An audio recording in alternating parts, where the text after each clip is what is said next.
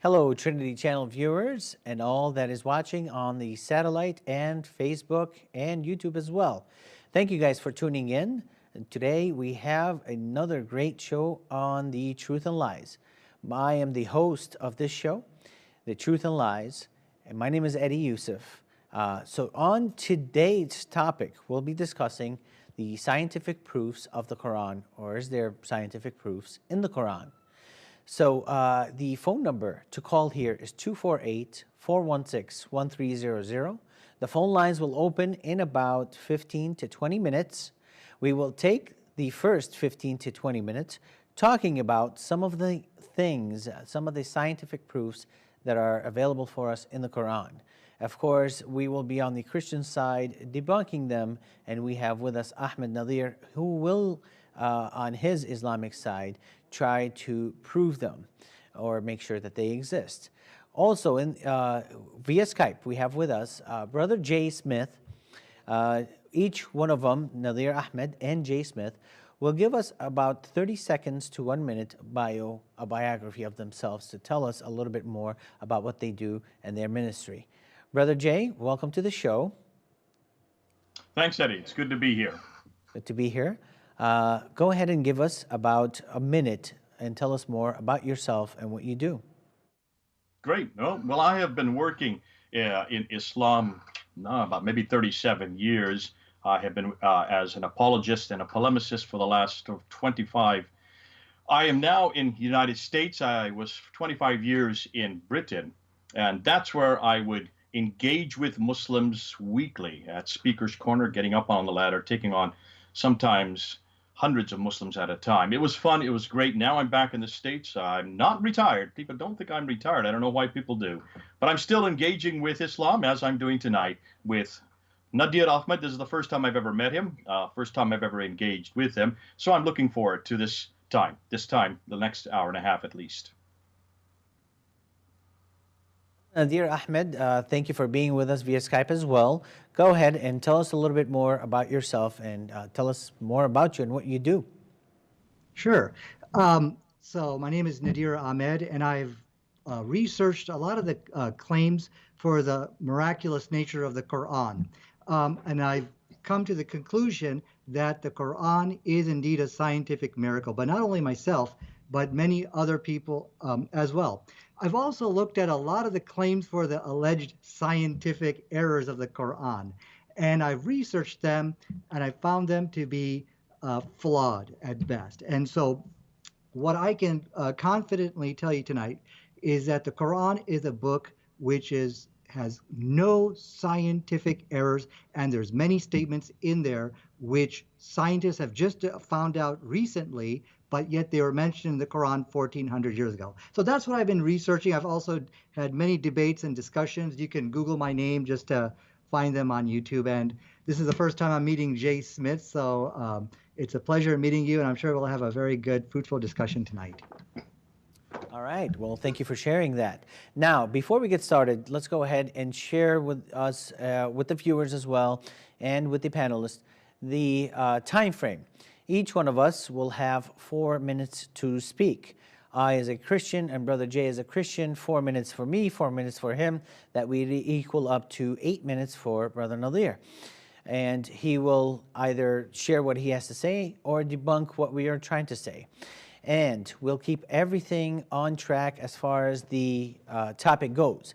If any one of us tends to get off the topic, I will politely call you back to the topic at hand. Now, we'll come to Brother Nadir. On the last episode, or maybe the previous episode before that, Brother Nadir, I remember that you made a statement about Jay. And we invited Jay here per your request, because on that show, if you'd watch it again, you stated that you'd want him to come on the show so that you can discuss these things with him. So before we even get into the science of the Quran, why don't you go ahead and tell us a little bit more about that? Because I believe that you stated that Brother Jay had quoted or said that he had read or said that the Bible is corrupt. So let's go ahead and talk about that for a minute, Brother Nadir. Sure. That was inside the Shabir Ali debate, in which he went over the actual corruption of the Bible. J. Smith actually pointed out John chapter 8, verses 1 through 11, which he believes is not an authentic part of the New Testament. He talked about how the Bible was changed in that debate. And it's online for you to watch. Let's go ahead and give Brother Jay a chance to respond to this and provide a defense of himself. Actually, Nadir, you've done a whole video on just this very thing. I went and looked at it today, and I was fascinated. You quote me from October 15th, 2006. That's 13 years ago, where I said the video called "Is the Bible Corrupt?" And you put a clip on there for a few seconds of me saying that Muslims claim that we have corrupted the Bible, that we have changed, added, manipulated, and that we have taken it away. And then you're claiming that somehow in 2014, I changed my mind and I came out in 2014 with Shabir Ali saying, oh, actually, there are about 40 verses that probably are not found in the original Greek manuscript. And I referred to Mark chapter 16, verse 9 to 20. It's actually John chapter 7, verse 53 to John 8:11. And it's 1 John chapter 5, verse 7. And you say, so either Jay is lying or he has changed his mind.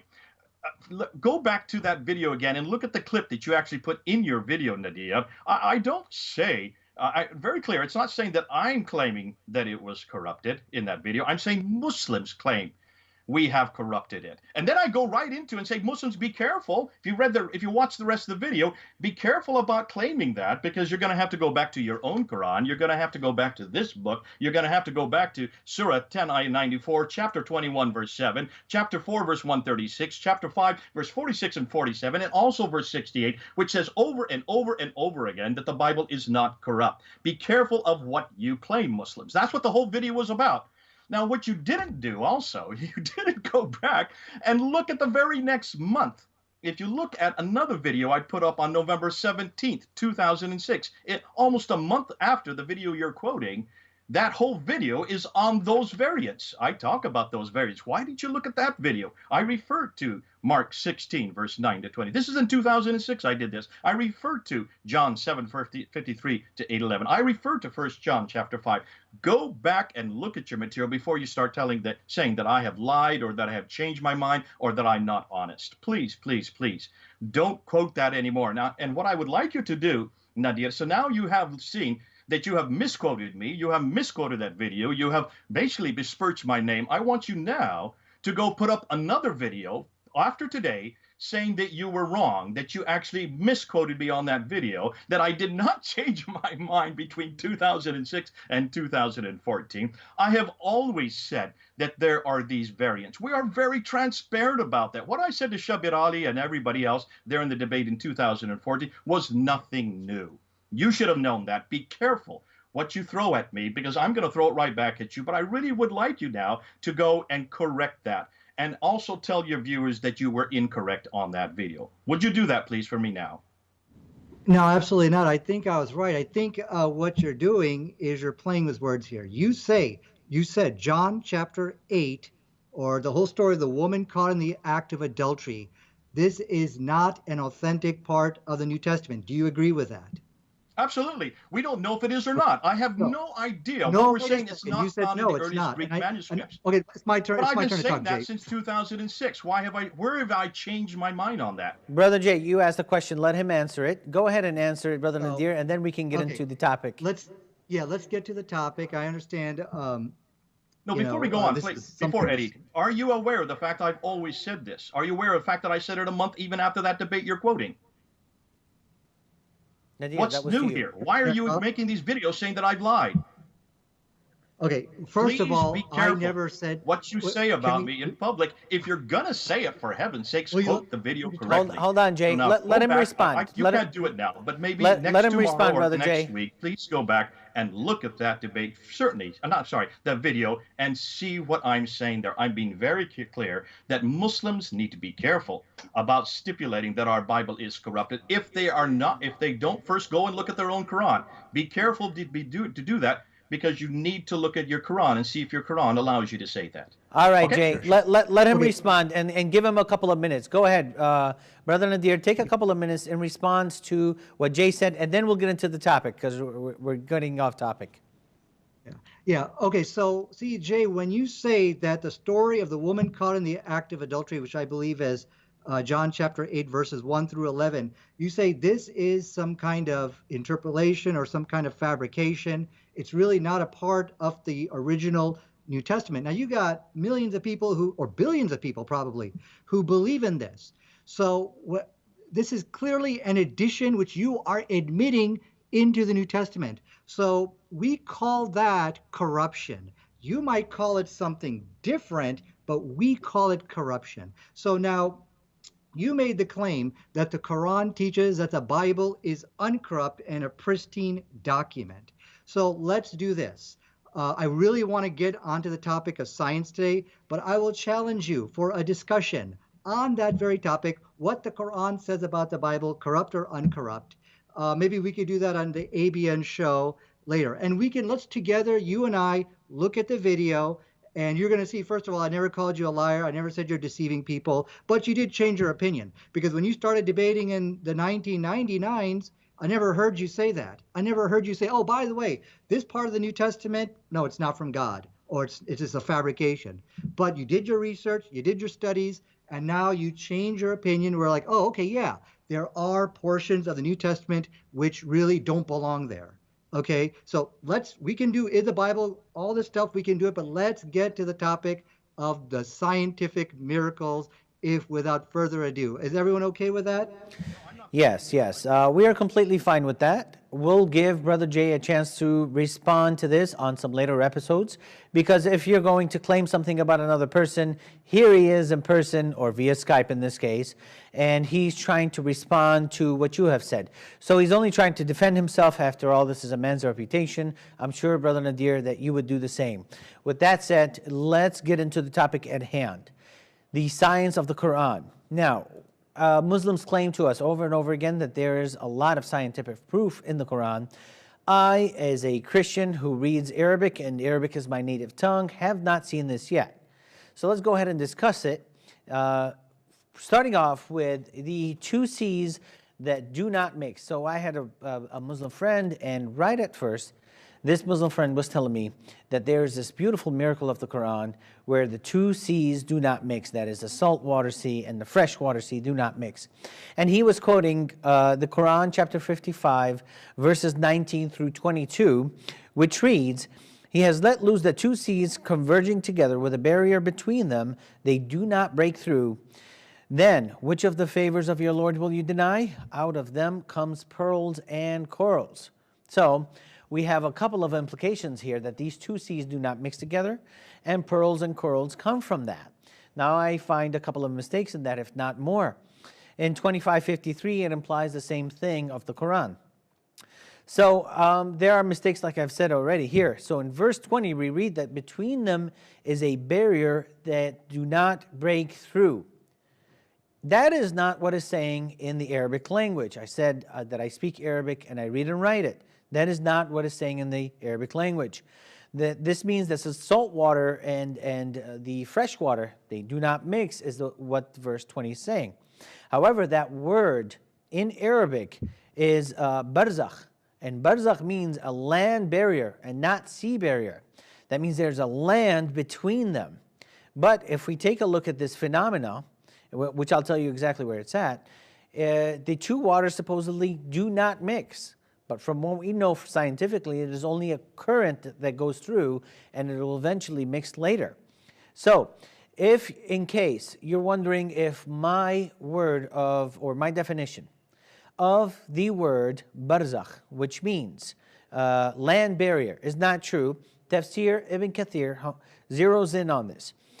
And he says about the verse that we just discussed, he prevents them from meeting by placing as land as barrier. So Tafsir Ibn Kathir says the land is a barrier. And he put that between them. That is, Allah put that between them. And that verse is also saying that there are two seas there. Well, really, it's not two seas. There's only one sea. And in it, there's fresh water and salt water that is not mixing. So one is salty and one is fresh, that is not mixing in one sea.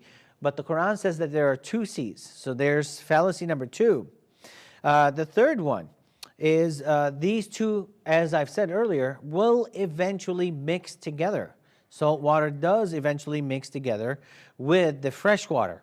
And if you wanted to know where this is at, this is called the Strait of Gibraltar, and it's located the southeast southern coast of Spain and the northern coast of Morocco. And if you wanted to see this phenomenon, it's quite beautiful. Last, this is, in my opinion, not a miracle because this was common knowledge throughout the land. Muhammad was simply stating what God had told him here, and what God had told him is, hey, there are these two seas that do not mix. So God, who built the sea, who made the sea, doesn't know that there's only one sea that is not mixing together, does know that the fresh water and salt water eventually mix together, but he's saying it doesn't. And this is something that is not that has not been known before. So if Muhammad had claimed that this was something new, then we might say, okay, we believe it. This is a topic that we've never heard of before. Therefore, he's the one who discovered it, and there's some sort of phenomena in this. Lastly, because my time is running low, the corals and the pearls. I don't know about the pearls, but corals need salt water to grow. But God is saying, Allah is saying that pearls and corals grow in the sea. So there are about 4 mistakes in this alone. So we'll go to Brother Jay next to talk about this for about 4 minutes, and then we'll give it to Nadir. Or Nadir, would you like us to go to you? I see you pointing at the screen. All right, Brother Nadir, you'll take the next 4 minutes, and then we'll go to Jay for this. Go ahead. Right. So we're supposed to be having equal time here. So okay, good. So let me see if I got your 4 alleged errors. The first one is you're saying that it's mixing and salt water and fresh water is mixing. The second one, you're saying that the barzakh is talking about a barrier, and then you're saying that something about coral only grows in salt water or something like that. Do I understand you correctly? Did I miss anything? You've missed one thing, which was this was not a miracle because it was common knowledge. It was known to the people before Muhammad. Okay, not a miracle. Okay, so let me go ahead. You said you speak Arabic, and I know you do. Actually, you can speak a lot. You can speak Arabic a lot better than I can. But if you actually read the verse, chapter 55, verse 20, you know in the Arabic language the word for mixing is yakhtalit, something like that. But this word is yanbaghi. Now, this is from the word bagha, and what that means is transgression. Now, if you were to take that root verb and just paste it into Google, Google Images, you're not going to find anything to do with mixing. Rather, you're probably going to find some bad images coming up, because baghi also refers to sexual immorality, just basically a really bad transgression. So the whole argument about mixing is defeated right there, because you speak Arabic, so you should be able to read this and see the word la yanbaghiyan, which is referring to transgress, not mixing. The whole thing about coral, this verse says nothing about salt water and fresh water. It simply says that there are 2 seas. So not only does it say nothing about mixing, but the verse just says there are just 2 seas and there's a barrier between them. Whether this is a miracle or not, I'm not actually presenting this as my evidence for the miraculous nature of the Quran, so I'm just going to let that go. We have other evidences which I feel are a lot more stronger, although there is a good point on that. Not mixing, 2 seas, and you said that there's only 1 sea. Well, that's your interpretation. You're saying that you see, the topic of tonight is what the Quran can we find something in the Quran which disagrees with established modern science? And that you will never find in the Quran. This book, I have a Quran right over here. You will never find a scientific error. But there are definitely conflicts and contradictions with your own thinking when you define, I think there's just only 1 sea out there. Yep. Well, yeah, sure. The Quran's going to contradict that. There's no question about that. So your whole claim to scientific error falls to pieces right here. So I got a minute and 30 seconds left. So let me tell you why the Quran, what is the evidence for the Quran being miraculous? Number one, there are statements in the Quran which scientists have only discovered today, yet they were mentioned 1400 years ago inside the book. That's number one. Number two, there are no scientific errors in the Quran, and that is something which is astonishing, because there might be, oh, I don't know, dozens, if not hundreds, of statements in the Quran which talk about geology to oceanography to all different branches of science to biology, yet not a single verse disagrees with modern science. And that is a miracle, because you'd expect to find hundreds. All the other books have scientific errors, yet the Quran. And the third miraculous nature of the Quran is that the Quran corrects the scientific errors of the Bible. And it is astonishing. For example, both the Bible and the Quran, they talk about something as small as a mustard seed. That's in the Bible, that's in the New Testament. You'll also find that in inside the Quran. It looks like one is copying from the other. But science has been able to answer that and with an emphatic no, because the Bible says that the mustard seed is the smallest seed, but you will not find that in the Quran. All right, So, Nadir, your time is up, and what we're trying to do is stay on topic. We're not trying to go to the Bible. We're talking about the scientific miracles of the Quran. So for the mustard seed that Jesus is mentioning for the Palestinians, and majority of them were farmers, they would know that this is the smallest of all seeds that they know in their world, obviously, because there is a geographical, historical context. But let's try to stick with the topic, please, Brother Nadir. With that said, let's go ahead and give it to Brother Jay in response to what he said, or you'd like to bring some of the scientific Quranic errors yourself. Brother Jay, go ahead. Yeah, it's been terrific. Thanks very much. It's great. This is the first time I've ever had a discussion or a debate on this very topic, looking at the scientific proofs in the Quran. To find out more of where what Nadir was coming from, I went and looked at his video today. He goes, if you look on his video from 2008, and I would encourage all you to do it, he looks at 8 different scientific proofs in the Quran that shows that the Quran must be from God, because every one of these 8, nobody could have known about them before the 7th century. Absolutely nobody. And he went over and he just stressed that point so much. And this is proof that Muhammad could not have known this. Therefore, only God could have given him this. And that's why this book is from God, he says. Now, what I like to do is just go right through every one of those 8. This is the first time I've seen it. I've only had today to look at it, but I can see so many problems because these are the same things we used to get at Speaker's Corner. Let's start with the first one in chapter 16, verse 68, Surah 16, verse 68, and he talks about bees, that the feminine form nahla in Arabic is used, and because it's feminine form, therefore Muhammad, we now know that the working bees are all the working bees are feminine. Really, the male bees are rather useless. They don't do much at all. And so how could Muhammad have known the sex of the bees to have known this? Well, the answer is very simple. And Eddie, you can help me out on this, because if you take a look at the word nahla, it is always feminine. It has always been feminine. When you're talking about bees, you can only use feminine. If you're bringing in a human into it, then you bring it into the masculine. But because of the fact it's bees, it will always remain feminine. So this is nothing a miracle. It's the only thing that, not Muhammad. I don't think Muhammad had anything to do with the Quran. We can get into that in another debate. Whoever wrote the Quran using proper Arabic would have only used this one word. This is not a miracle. Listen, in Isaiah chapter 7, verse 18, you also find that bees are referred to there, and they are devora. That is also feminine. So Isaiah, writing in 800 BC, that's a good 1,500 years before Muhammad, or not, sorry, Muhammad had nothing to do, before the writers of the Quran also used the feminine.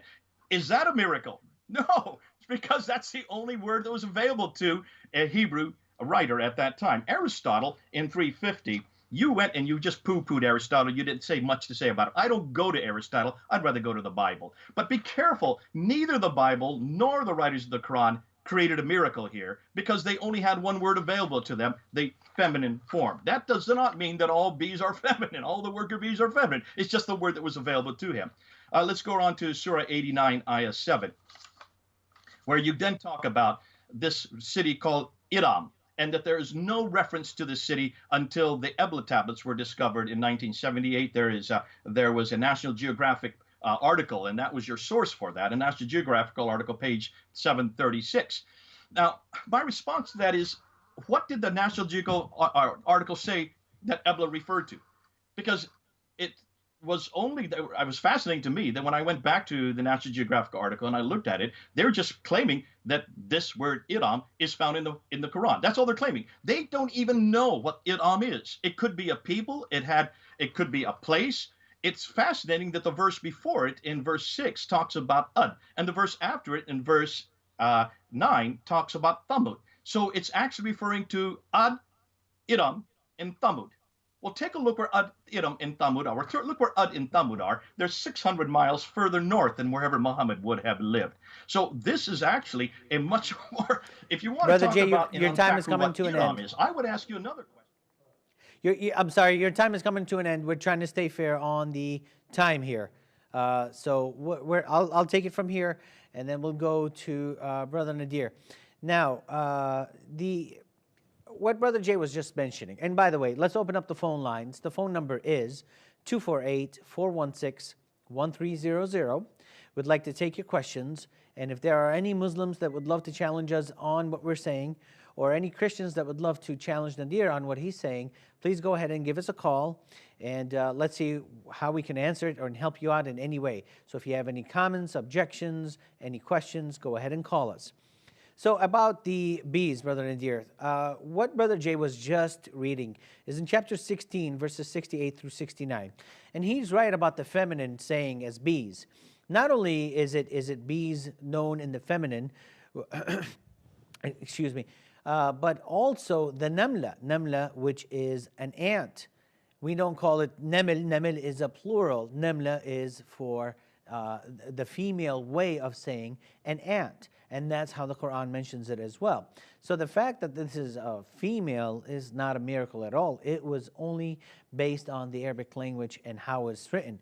Now, but there's a problem that Brother Jay may have overlooked, or maybe he did it on purpose, is that in verse 68 and 69, God, Allah, is telling the bee, eat, kuli is the word, from all the fruits, and follow that which comes, the ways of your Lord, that which comes down for you. So God, Allah here, is telling the bee to eat from the fruits. Well, really, the bee doesn't eat and fill his belly from the fruit. That's a scientific error, or that's an error that Allah has made. But this is the same Allah who made the bees. Sahih al-Bukhari is recorded as well in talking about this. Muhammad loved honey, all right? And so he used to eat it a lot. So in Sahih al-Bukhari, there was a person who came to him and said that I'm sick. I have a disease. Can you please cure me by telling me about something about the honey here? And this Muhammad says, go ahead and eat some honey. So he went and ate some honey, and he came back. And when he came back, he said, hey, my stomach still hurts. Muhammad tells him again, go and eat some honey, because honey is supposed to be good for you. That's one of the miracles of Allah or of Muhammad. It is good for you, but it doesn't cure, in this case, in Sahih al-Bukhari. And then he came back again and he said, hey, I ate some more honey and my stomach still is not cured. Muhammad says, your stomach is lying. And after he said, your stomach is lying, this person out of fear said, you know what? My stomach is now cured. Thank you for telling me the honey. He recovered. Thank you for telling me about the honey. And he recovered. This is Sahih al-Bukhari, 57:15. All right. Another one, which is Allah claiming that bees eat from the fruit that I mentioned earlier, when in fact they don't eat from the fruit, they eat nectars. They eat from the nectars, or they take from the nectars, they collect it, and from the nectar of the flower, and they spit it out into their hives. They actually vomited it out. So Allah made a mistake with this, and by saying go ahead and eat from the fruit, when in actuality they have nothing to do with fruit. They're just going and collecting nectars. And if we have any calls, which I believe we have a call now, If we have any calls, I will pause either one of us that's talking, or all three, any of the three of us that's talking. So we have a call now, and it's from Brother Alex. Alex, who is your question for, if you have one, or if you have a comment or objection, go for it. Oh, hi. A question for Nadir. Can you hear me? Can you please speak louder? Hi, my question is for Nadir. Can you hear me? Yes, we can hear you. Go ahead. What's your question, brother? Okay. So, question is for Nadir. It's Surah 27, the ant, verse 18. It says here, then ants are speaking. Now, he said, O ants, enter your houses, that the Solomon and his host may not crush you while they don't know. So, could you please explain me in that situation that what's going on here? When we have a situation when Allah gives Solomon opportunity to understand the normal ant, and to that miracle, Solomon was able to understand what the ant is normally talking, and they're talking about the human issues. They talking about what's going on in Israel. They're talking about what's going on in Jerusalem. The ant was able to recognize King of Israel. He recognized that his name is Solomon. He recognized the army behind him, and he's communicating this information to his whatever ants in the ant house. So, thank you, Brother Alex, for your question. Brother Nadir, did you hear the question clearly, or should I quote to you the passage that he's talking about, 27, 18, and 19? I heard the question. So you guys took about almost 7 minutes there. I have to respond now to Jay, and I got to also respond to you. And I think we agreed that we are going to have equal time in this discussion. So Eddie, I'll just ask that you please keep track of the time. Now, I think one of the problems here is, Jay, you're going back to some debate I had on 2008, and that's fine. We can definitely talk about that.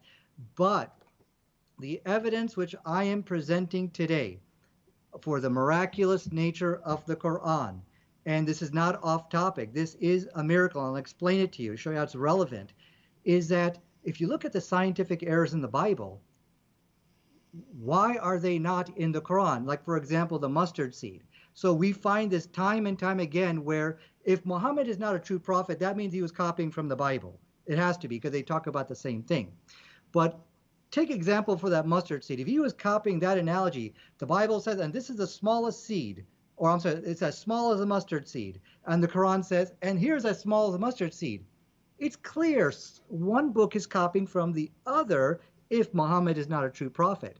But the fact that the scientific error that the mustard seed is the smallest seed which you plant in the ground, that's missing from the Quran. That's the miracle I'm presenting to you of why we say the Quran is a scientific miracle. Now, that's just one. You can say, okay, Muhammad got lucky. That's fine. But when we see a continuous chain of this, okay, of the scientific errors being omitted, we got to start asking that question. So we're going to ask Jay Smith to comment on that just a second, but let me go to Eddie, and it looks like I'm debating both of you here, and that's fine. Eddie, you said that bees don't eat fruit. Let me ask you a question. Did you ever Google that? Do bees eat fruit? Just a quick yes or no question. Yes, I've Googled it. Okay, because I've Googled it, and I actually got pictures of bees eating fruit. Bees do eat fruit. If you like, I can share my desktop, and we can Google together if you like. So, and this is the astonishing nature of the Quran. Now, there's been a lot of discussion of that the nummal, or the insects are female by nature of the Quran. That's right, that's fine. But the miracle is you got this female bee, but you ascribe, and let's say insects are always female. Almost all the time they're female. That's fine. But you ascribe the correct role to that female bee. So there's a huge probability of getting this wrong. So now let's read the verse together and let's see how many scientifically correct statements we're going to find in there. It says, and your Lord inspired the bee to take yourself among the mountains, houses, and among the trees. So which is the bee which leaves the actual hive? It's a female bee. There you go. It gave the right role. So the bee female is constant. That's fine, but ascribe the right role. Then it goes on. Then eat from all the fruits. Do bees eat fruit? Absolutely. If you like, I can share my desktop and we can do that Google search. There's pictures of them eating grapes and rotten fruit everywhere. Number 2, and then emerges from their bellies a drink. Wait a second. Does honey come from their bellies? Today, science has confirmed honey does come from the bellies. So, and they actually, it's called a bee stomach, I believe is what they call it. There's like 2 different stomachs, and one's called the bee tummy, and that's where the honey comes from. So now we're at 3, and in it is a healing for the people. So this talking about that there is shifa, there is a healing in honey.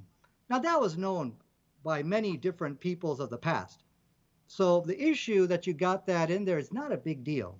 But what is a big deal? You just made 4 statements. Every single one of them is scientifically correct, and that's not possible. Because if you're guessing at this, you're going to get it wrong. Okay, Brother Nadir, right. we have a call. I'm going to give you 3 more minutes. I've been keeping time. 3 more minutes is your time to go after this call.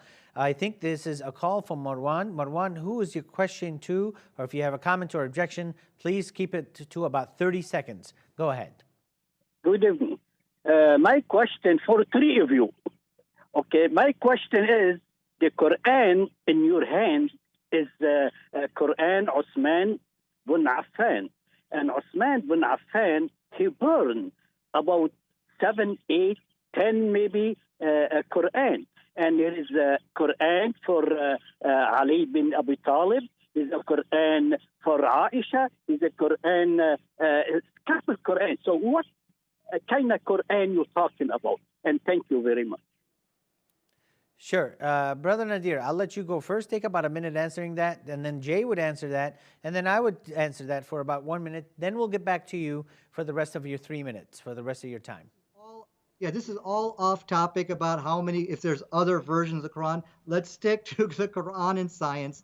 I appreciate the call, but we can debate that later. Now, I believe I only had 3 minutes. Well, I'm counting. You guys had over 7 minutes.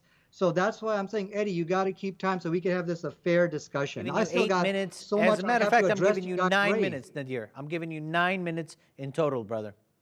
Let's start keeping time. 4 minutes, 4 minutes. So let me do my 4 minutes and then give each person a fair amount of time. Okay, so now let me start my little clock here. Okay, so this is 4 scientifically correct statements. You cannot make in the desert 4 scientifically correct statements without any scientific error. That's not possible, okay? Now, some people may say, okay, well, honey was known, maybe by different groups of people back then. Well, yeah, that's true. But if Muhammad is copying from some other source, that's a very dumb thing to do because you're going to get caught. You're going to copy those scientific errors into your book. No man can make 4 scientifically correct statements. Number 1, the female bee leaves the house. Bees eat fruit, which even I didn't know that. You didn't know that, Eddie. 95% of the world don't even know that today. Yet the Quran was right. And that the honey comes from the bellies, and we know there's a honey stomach now, and that there's a healing in honey for the people. No. You cannot tatabio, meaning one after the other, making scientifically correct statements like that. I don't care if it's if you think, oh, well, maybe he observed it. If you're observing, you're going to make an error of a ratio of 10 to 1. 10 scientific errors for 1 true statement. This statement has ended the debate. You cannot do that. So in my remaining few minutes, that actually wasn't my miracle, which I'm presenting today. The miracle is this. Look, you have to agree if Muhammad is not a true prophet, then he copied from the Bible because the stuff is so similar. Like, for example, in Mark chapter 4, verse 30, it says, the kingdom of God is like a mustard seed, which is the smallest seed you plant in the ground. That's the words of Jesus. But this is scientifically incorrect. We now know that the orchid is actually, well, there's many other seeds which are smaller. Orchid is an example of one. Now, let's read the Quran. And astonishingly, we find the same mustard seed example. But guess what we don't find?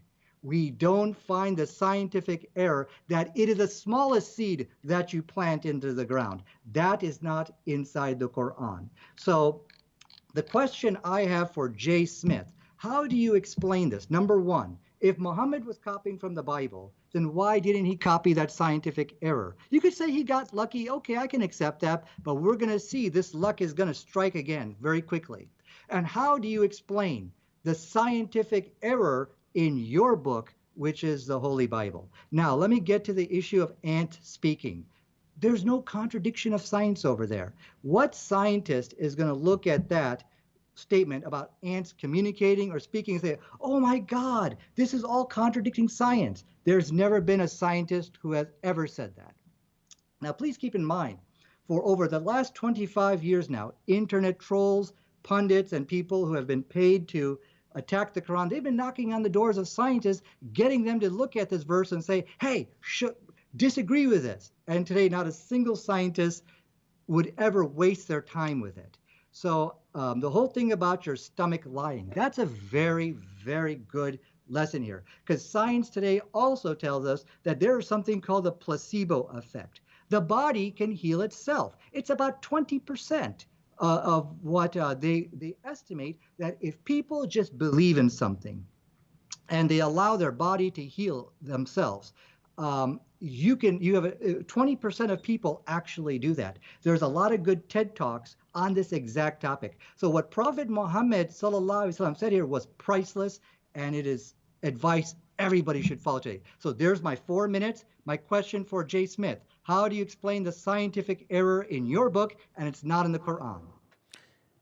Well, again, we'd like to stay on topic. We're not talking about the Bible. We are talking about the scientific errors of the Quran. I did tell you that this was, and you read it, in the book of Mark, where Jesus is saying, to you, this is the smallest seed, to you, you know, and they're Palestinians. All they know, the majority of them are farmers, all they know is that their smallest seed in their world is a mustard seed. Okay, so there's a geographical, historical context that you're not applying. But Brother Jay, go ahead and take it from here. You got 4 minutes. I think it's fascinating that Nadir did not want to answer the caller's question. It would have been great to see how he would have struggled on that one. You can see how he wants to answer what he wants it, and he wants to throw it back to the Bible, which is fascinating. You just answered it. This is a metaphor. We've always known the mustard seed is a metaphor because Christ always used language that the people could understand in his day. And he's talking about the kingdom of God, which starts as small as the mustard seed. For you people, that's the smallest seed you have, and then grows from there. Look at the metaphor he's using, and don't try to take it literalistically to incorporate every seed in the world. But notice he didn't want to go back to that question. Why is it that Uthman did burn those manuscripts? I would love to do a debate with Nadir on that. Wait till we get and find out that not only were they burned, have you seen what happened in 1924? How the Quran that we have today, this Quran, was only created in 1924, and all the ones that disagreed with it were taken out into a boat and sunk into the Nile. Now, he won't want to answer that one either. But let's get back to the scientific proofs, because I love to see. I'm going to continue right through his paper on what he did right. You can see he doesn't want to talk about this now. He said that's in 2008. Yet he's quoting me from 2006 in the video where he besmirches my name. So I'm going to continue back with these quotes. Evidently, he wants to throw these away now. He doesn't want to throw what he was saying in 2008. He wants to just talk about the mustard seed in the Bible. Interestingly, how he answered your water barriers in chapter 55, verses 19 to 20. What's fascinating is even if he wanted to say that there was no land, let's just say, Eddie, that there was no land between it. Let's just say that this is. When you go to an estuary, you will see this observable with your human eye. Anytime there has been a heavy rain and there is fresh water coming out of a river, like you have in London after a big storm, you go to the estuary there that goes into the English Channel, and you will see a line there. You will see where the dirty water of the storm is now coming and approaching the seawater. And you can see the berry. It is observable. Anybody living too near an estuary would observe that. That is not a miracle. I'm sorry, Nadir. Don't call that a miracle. That's observable. This idea that nobody can transgress that barrier. Well, what about the fishing boats that go out the very next morning? They're transgressing it all the time. Every estuary has fishing boats. Then he got into the whole notion of the dark ocean. Well, before that, and you notice he hasn't responded to me about this Iram in Surah 89, Ayah 7. I'd like him to come back and show me why is it that he's only going on a National Geographic article of 1978 to prove the Bible is now a miracle, when the National Geographic article is just quoting the Quran. I'd love to hear how he's going to answer that. Now let's go back to dark ocean. In chapter 24, verse 40, Nadir comes up this notion that when you go down below 1,000 meters, there is no light down there, and there's no way that anybody could have known that. No way that anybody could have seen that. How did Muhammad know that it's pitch black at the bottom of the ocean? I wish you had done a little bit more homework on that, Nadir. Actually, it's quite well known. It was well known in the 2nd century. You have Rabbi Meir, who actually refers to the fact that Jonah and the story of Jonah, the whale went so deep that he had to use lights from his eyes. Now, he was saying it was like he would have to use lights from his eye to be able to see where he's going. It is so dark, it's pitch black down there. This was also repeated by Tarfon in the 2nd century, and it was then edited by Pirkei de Rabbi Eliezer, which is fascinating because these do predate the Quran by 5 centuries. I would even say 6 centuries, but we won't get into that debate tonight because that's one I can see you can't handle because you don't want to even talk about what that poor man who asked you that question earlier. So I want you to answer that. Do you really believe that the Quran is the first one to find that to delineate that there was absolutely pitch black at the bottom of the ocean when you have these references that predate it by 5 centuries? I also want to talk about your idea that Jerusalem is the lowest point on the earth. Do you really believe Jerusalem is the lowest point on the earth, as you said in your video in Surah 30, Ayah 20, Surah 30, Ayah 2? Your time is done, Brother Jay. Let's go ahead, and I will take the next 4 minutes, and then we will go to Brother Nadir for 8 minutes. We're just trying to keep track of time. Once again, I want to remind the callers to call us at 248-416-1300.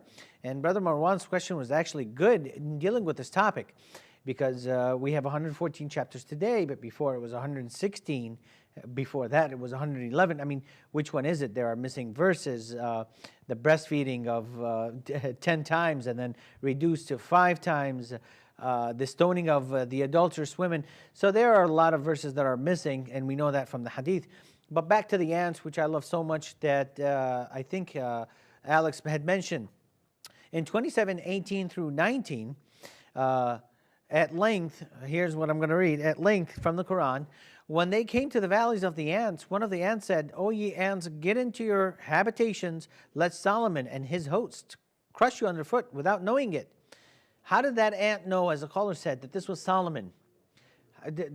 How did that ant communicate, since they only communicate with pheromones and chemical smells? How is this a miracle? To what purpose is this serving? I mean, to know that the animal speaks? I mean, this is only in one ant. How is it only this one ant that spoke, and there were like thousands of ants if they are right within their inhabitation, as the Quran is saying? Not only that, if you read that chapter, maybe 2 verses before, like for an example, in verse 17, mentions that Solomon had soldiers of jinns, of men, and of birds, and they were all marching in rows. Jinns are demons, like the shaitans, men and birds. So here, if jinn is evil, Solomon had them as soldiers. So that must mean that Solomon controls evilness. We must exercise Solomon. Verse 19 says the Hopi bird, which is in Arabic is al-hudhud, he's missing, right? And he's missing, and Solomon notices that this bird, which I have no idea how he notices, that this bird is missing, and he's saying that his punishment will be severe if he's not here, or if he doesn't show up in verse 22. And then the bird shows up all of a sudden, and the bird has this amazing intelligence. He finds this woman that had a great throne, and she was a great ruler, and he's telling him everything about this woman. And even if we read the tafsirs about this, it's really quite funny how all this is coming together. But from the ant to the hudhud, to the bird who's speaking, not only is he speaking, he's giving out an opinion about this woman and her throne. I have no idea how he knew that. And we know scientifically do not operate like that. They speak through pheromones and, like I said, chemical smells. How did this all take place, Brother Nadir? I want to understand, and scientifically. And not only that, after you're done explaining it, if you could, how is this important to us? For us as non-believers, for us to believe in God, how is this supposed to help us believe in God and in the last prophet? I'll give that to you. You have 8 minutes. Yeah, thank you.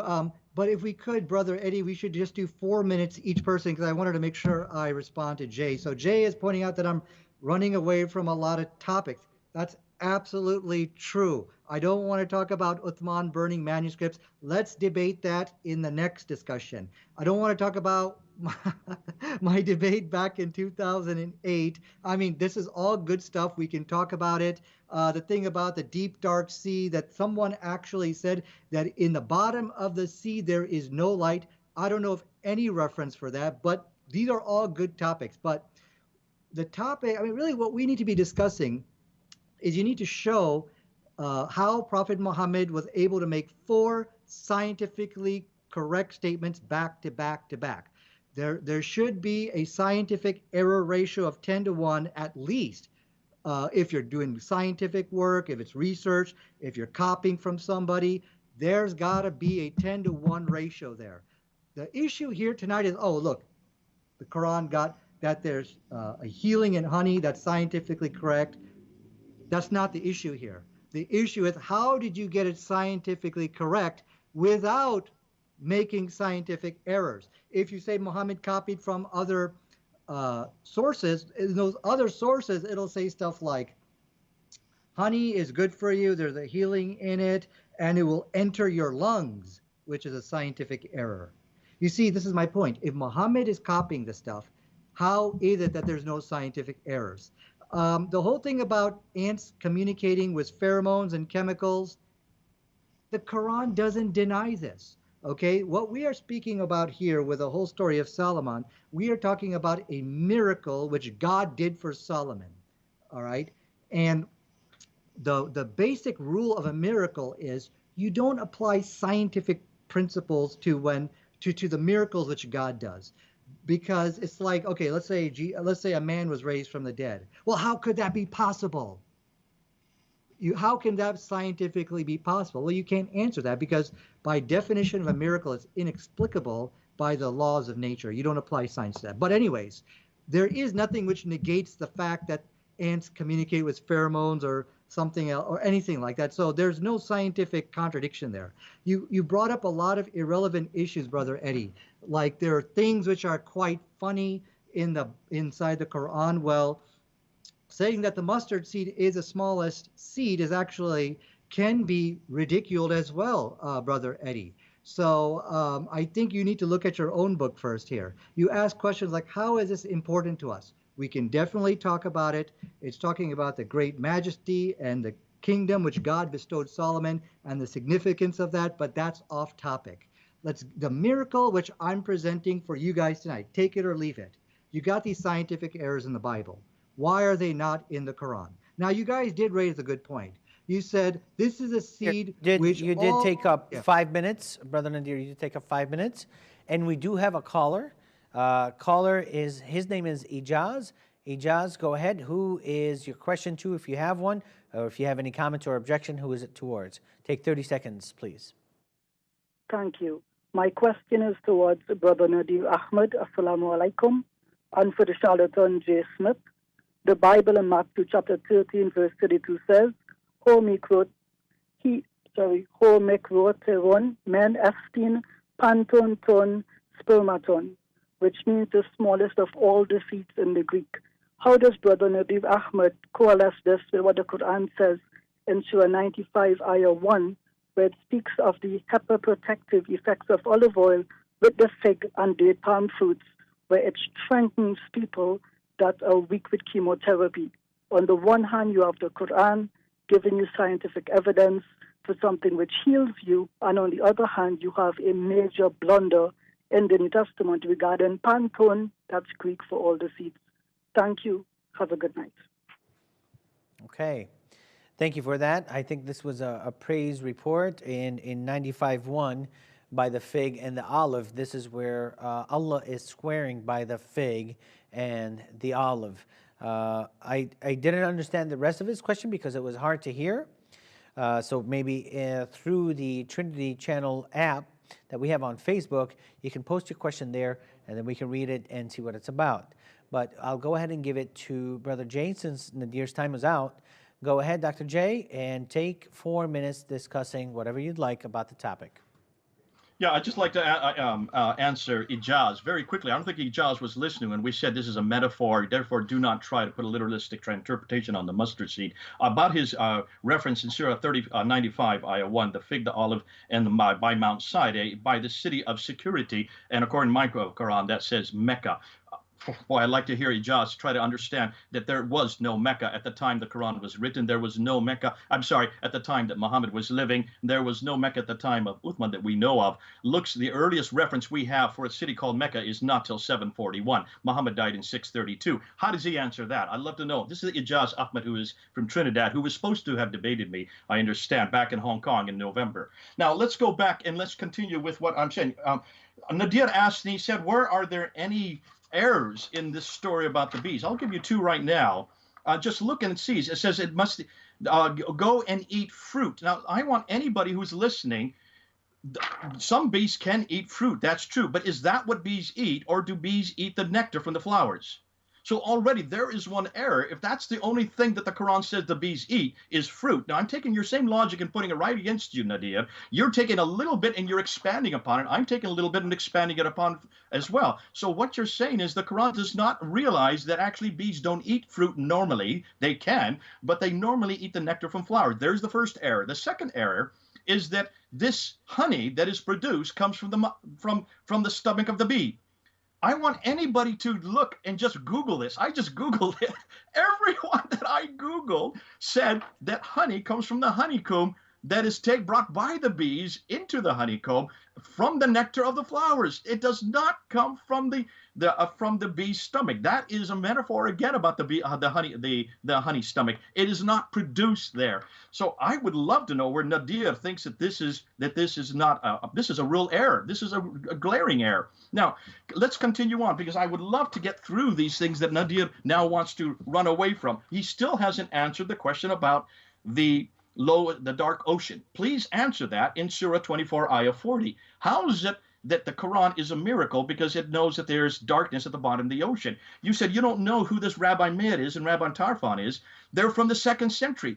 If they could know this in the 2nd century, this was nothing new. It was nothing new. Therefore, even those who wrote the Quran would know that it's dark. Anybody who swims, I don't know if you swim or not, Nadir. I have swum many times in the ocean. The deeper you go, the darker it gets. It also gets very much pressure. That is observation. That is just logic, that it gets darker the deeper you go. Let me go to Surah 30, Ayah 2. This is another one I want to hear Nadir try to answer. But please answer about these things with the bee. Please answer about the dark ocean. Now please answer chapter 30, verse 2, which talks, and you said very clearly in your video that the Romans the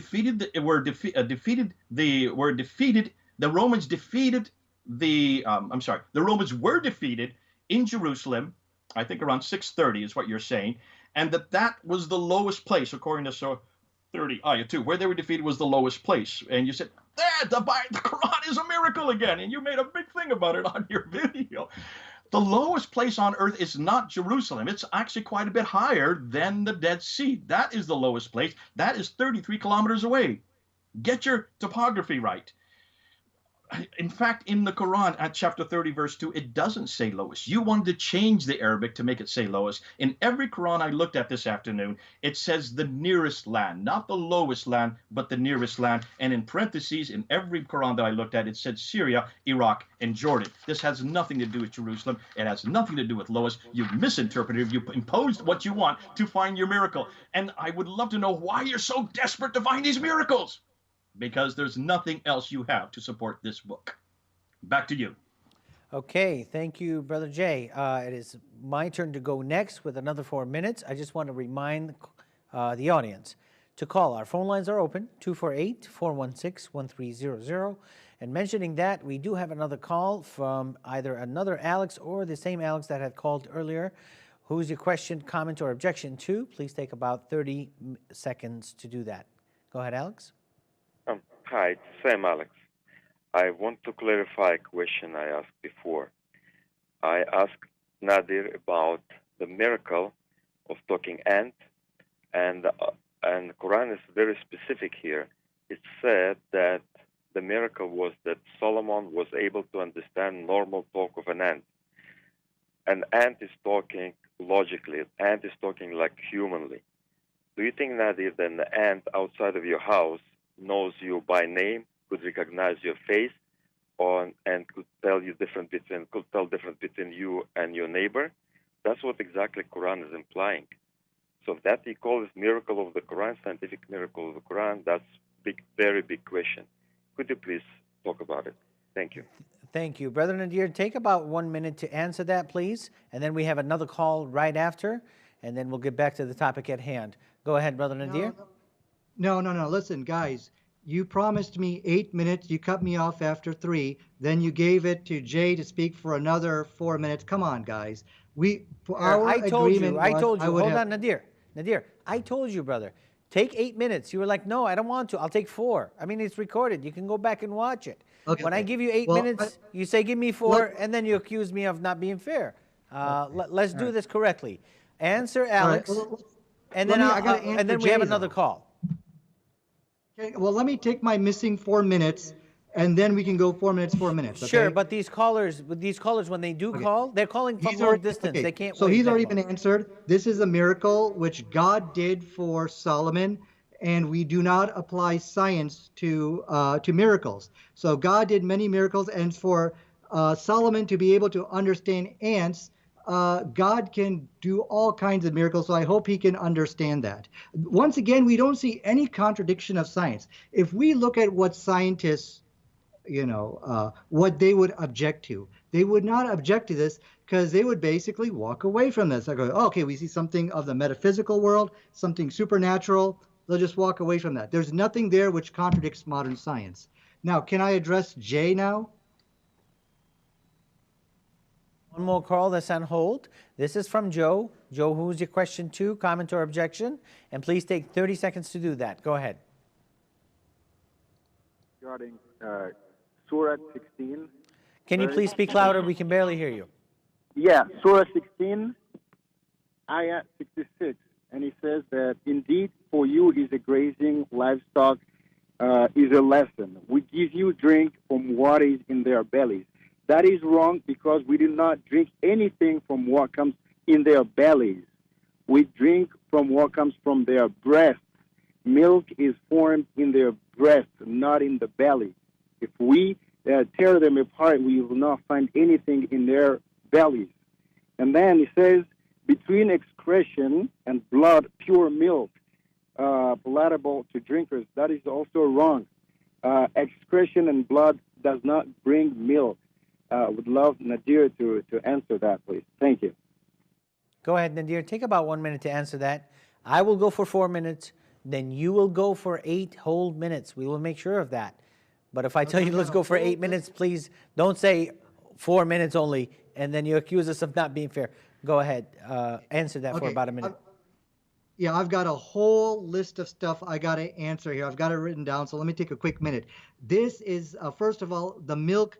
The caller actually has a scientific error. The milk doesn't come from the breast, okay? It comes from the udder. So basically how milk formed is exactly like what we see here in the Quran. First of all, they eat their chud, it goes to their stomach, and then it goes to the intestines. Remember, the Quran said between the farts, which is like excretion, it goes through the intestine, and then it goes into the bloodstream, and from the bloodstream it goes to the udder. Now the Quran said it's between the farth, which is like the excretion, and the blood. And we know that milk is nothing but secreted blood. So once again, the Quran is dropping hints. Hey, I know how this process works. So not only was it not a scientific error, milk doesn't come from the breast.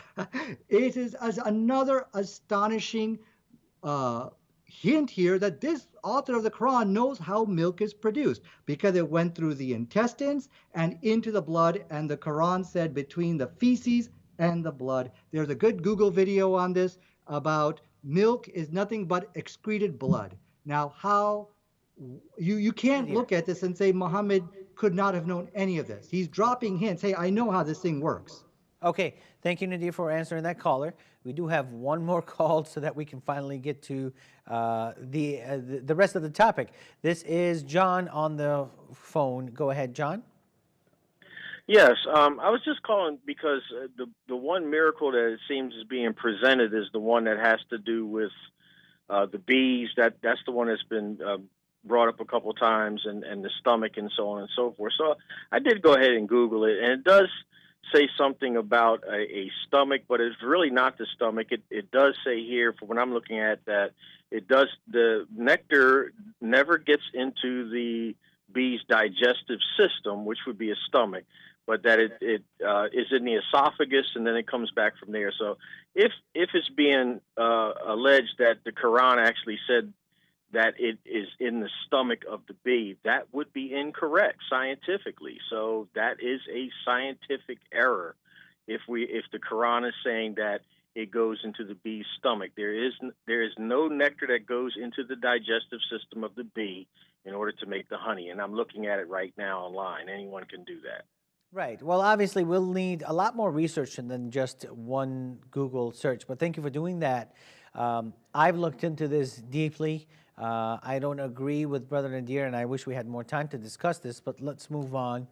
The next topic that we'll talk about is the shooting stars. Every time you see a shooting star, this is God shooting at a demon who's trying to creep into heaven to gain some intelligence or some information. This is from chapter 72, verse 8 and 9.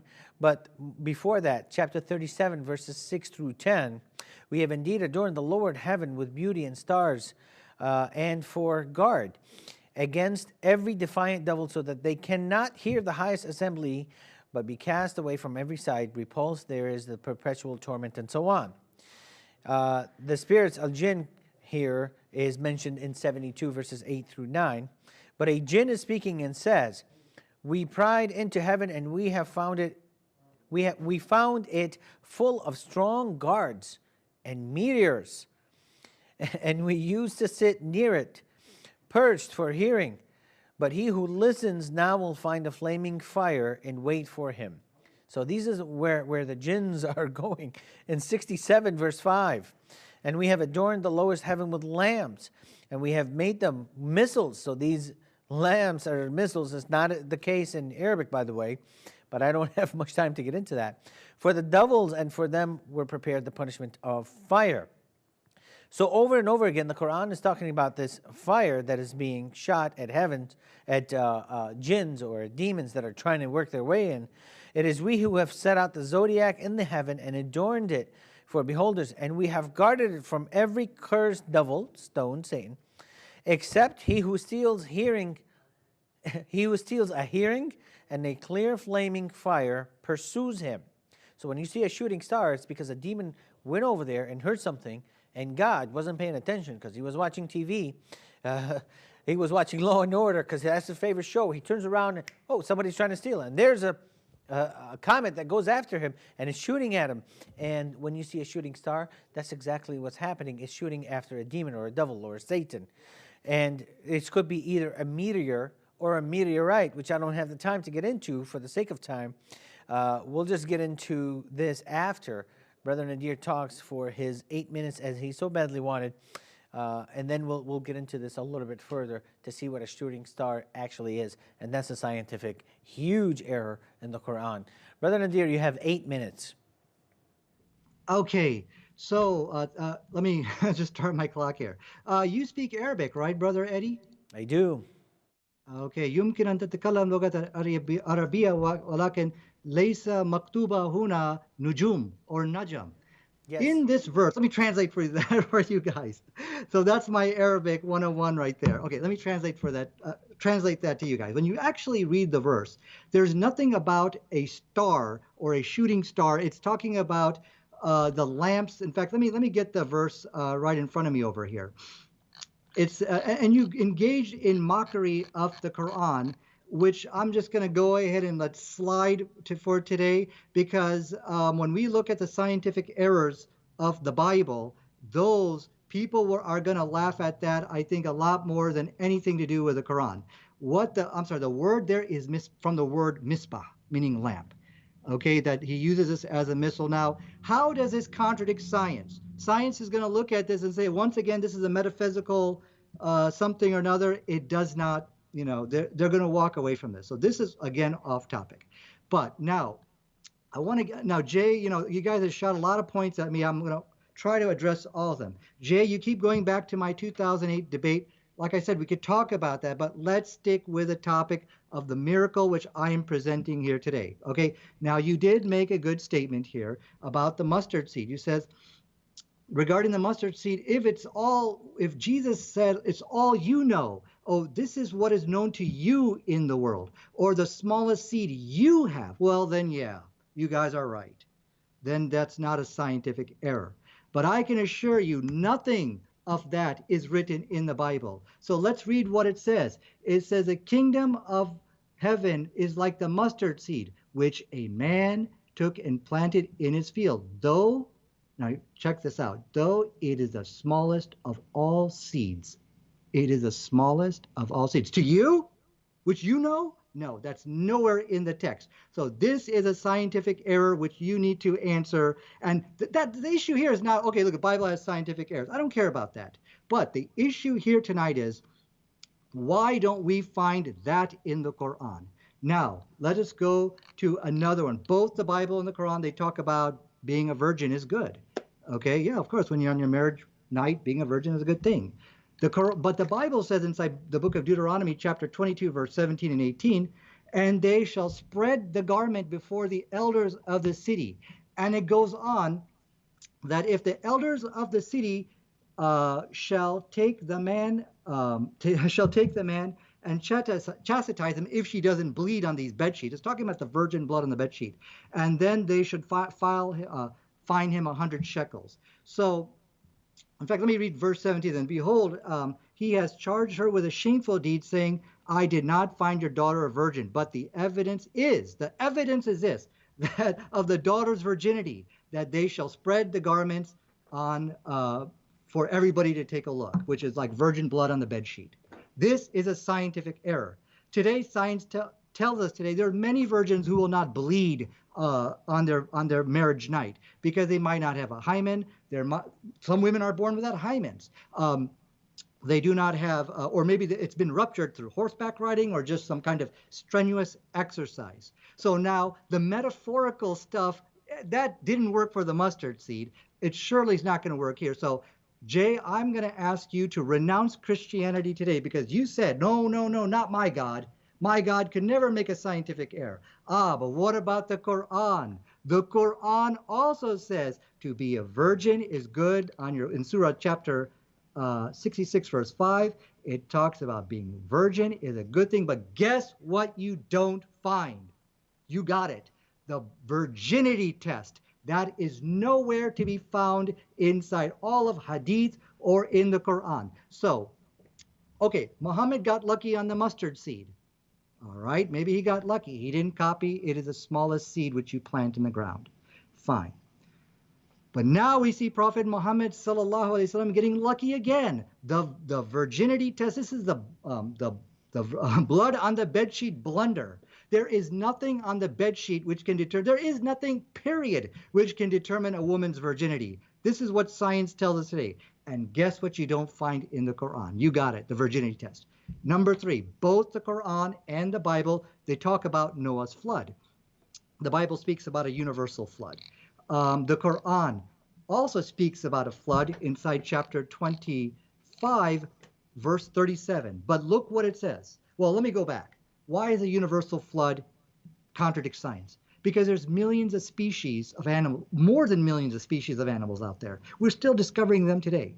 So could you imagine an ark so big that you fit all these millions of animals? And then there's always the task of reintroducing them into the wild again, which is another big task. Science says this is impossible, and this is actually a scientific error I learned in college. This is something which is unanimously attested by scientists as a blunder in the book. But now let's go to the Quran, chapter 25, verse 37. And the people of Noah, when they denied the messenger, we drowned them. Who? The whole world? No. The people of Noah. So here we see the Quran yet a third time correcting the scientific blunders of the Bible. So one thing I want to hear from Jay Smith, I would like to hear your opinion on this virgin blood on the bedsheet. Do you reject this as a scientific error? Take 20 seconds of my time, Jay, and explain it to me. Will you reject this virgin blood on the bedsheet blunder?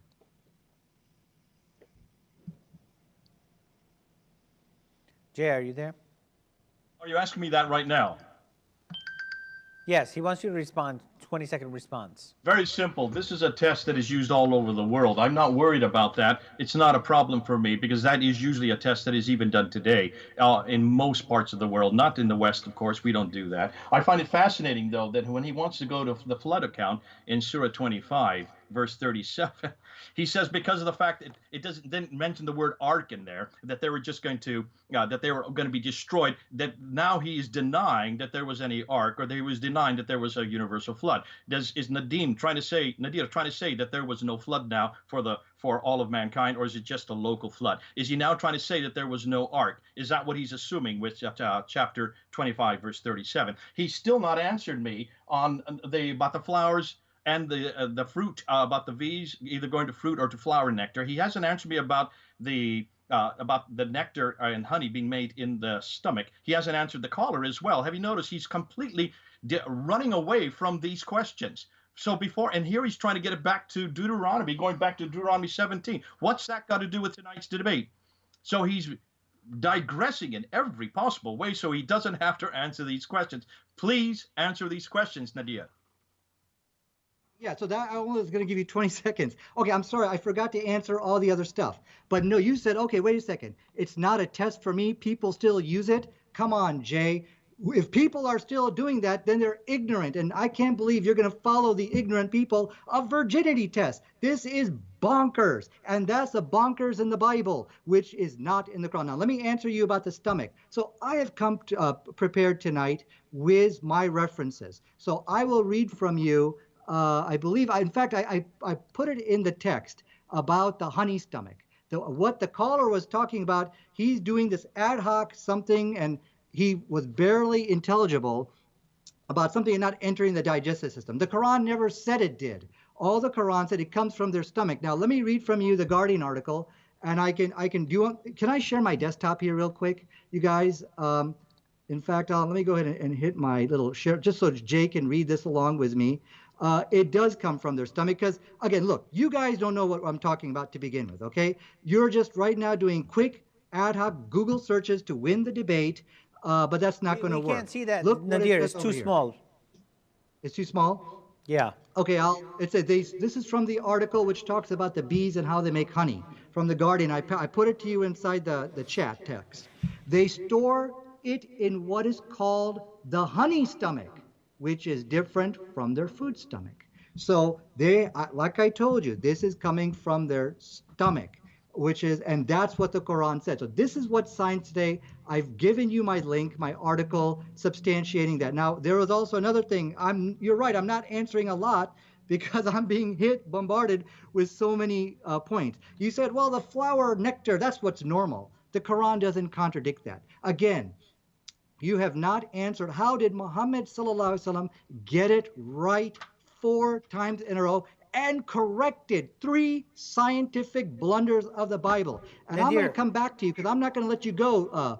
No problem. It Jay. seems like, Nadir, it seems like we have lost the video call. We can only hear your voice. I think you went to desktop and did not bring up your picture again, your video. Yeah, okay, sorry about that. Okay, well, I tell you what, can you see me now?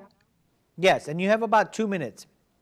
Okay. So let me see what else. You're right. There's so much here I'm missing, and I apologize. It's just that I've been bombarded from left and right. Okay, you keep saying. So now you went back and said that the mustard seed, was all metaphorical. Again. This is what all false religions try to say to defend the scientific contradictions in their Bible. There's nothing metaphorical about this, okay? There's nothing metaphorical about saying that the mustard seed is the smallest seed which is planted in the ground. But as you can see, Jay Smith is just misleading himself and misleading others on the Bible blunders. But that's not the important here. The question is here, why is that not in the Quran? If Muhammad's copying from that book, believe me, he's going to copy those scientific errors. But I'm not going to let you go on this virgin blood on the bedsheet blunder. You said something, well, I don't do it. Well, whoever does it, that person should be condemned. They are ignorant people. Science Today has debunked it. There is nothing on the bedsheet which can determine virginity. It's a myth. It's a folklore. Yet this is what the Bible says. Yet we find no scientific errors in the Quran. Now, Jay, very quickly, did I address all your points on the scientific errors referring to the B verse? Because if you cannot address that, it's over. That's 4 scientifically correct statements. Bees do eat fruit. The honey comes from their stomach. It's the female bee which goes out. And honey, there's a great healing in it. You cannot make 4 scientifically correct statements in the desert, which people even today don't even know. People like the callers, they're like, huh, what? Honey comes from the stomach? Bees eat fruit? Even today, we don't know this stuff. Yet this was mentioned in the Quran 1,400 years ago. So you have to answer that, and you have to answer this blood on the bedsheet blunder in your Bible. Please don't go back to the 2008 debate. We can talk about that later, but address what's being presented Nadir, to you your time is up, today. brother. All right, thank you for that. Nadir, your time is up. Brother Jay, go ahead and in 4 minutes, I guess cram in there as much as you can because we can't really address all these topics. Go ahead, Dr. Jay. Question first about timing. Before you start the time. Yes, go ahead. How much time do we have left in this talk? We have about 7 minutes left, but obviously it will be extended.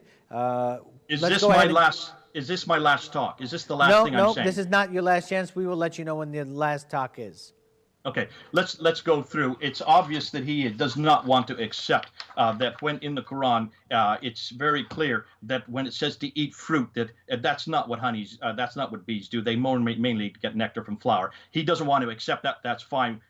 Those who are watching can see that he's made a mistake, that the Quran has made a mistake on that. It's obvious that he does not understand what the caller was saying. He claims that the guy was garbled. We could all understand. It was very clear. He was saying that the nectar that the bees take from the flower does not go into their stomach. It stays above the stomach. It's put into the honeycomb. It's in the honeycomb where the honey is made. There is no honey in the stomach of any bee. Whether or not it's called a honey stomach is superfluous. That's another mistake that the Quran has made. So those are 2 mistakes already in that same reference. He has still not answered about the dark ocean. He still has not answered about the lowest land being Jerusalem. He has still not answered about the water barriers to you. But I want to say he made this claim that there is no error whatsoever. So I want to now go to Surah 21, Ayah 33, that science now proves that the sun and the moon have orbits.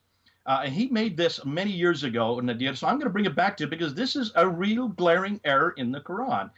The sun and the moon have orbits. Nadir will want to say that these are separate orbits, that we have now found that the sun has orbits, that the sun does have an orbit within the Milky Way system, but that nobody could have known about. That's not what the Quran is saying here.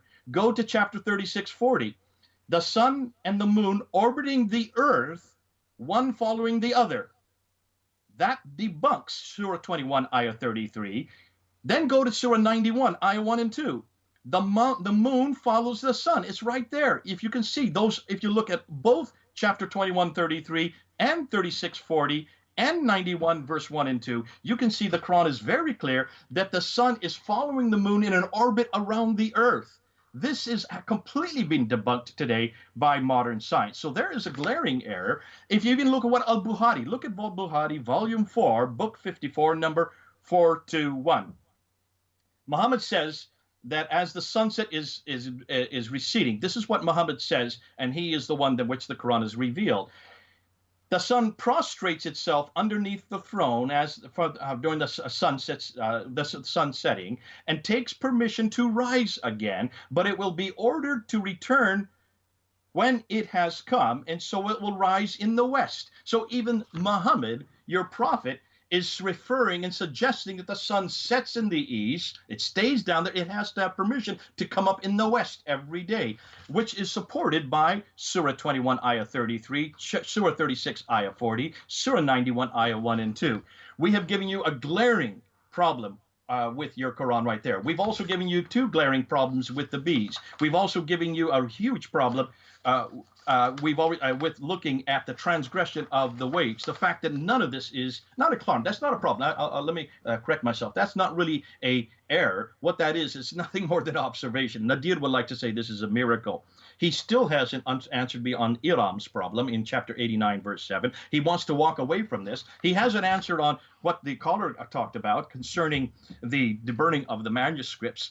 If you are talking about a Quran that I would say that this Quran, any scientific, if let's say we did find some scientific proof, so there are probably some scientific statements that are correct. I would suggest that most of them have been borrowed from other sources. We've already given you the source for the dark ocean, that it's dark at the bottom of the sea, from Rabbi Meir and Rabbi Tarfa. I would suggest that even the story of Dual Karnain is also borrowed, but also the story of Solomon and Sheba and the Hoopoe bird that's in chapter 27 of the Quran, verse 17 to 44. That is found in the second Targum of Esther from the 2nd century. If you take a look at the Quran, you will find that many of these stories have been borrowed. They've been borrowed from many different sources. The problem of the embryological cycle, the 4 stages of the embryological cycle, that is taken from Galen, who was a 2nd century Jewish embryologist, was living in Pergamum. So you can see almost all of these stories that Nadir and many of the Muslims would like to claim as miracles are not really miracles. They're nothing more than borrowings from other sources. So what and where is and why is he so desperate to find a miracle in the Quran? I can suggest because that's all that the Muslims have. This is not much of a great book. And since they have nothing else to fall back on, they have to go to miracles. We've pretty well showed tonight. Your time is up. Thank you, brother. I appreciate it.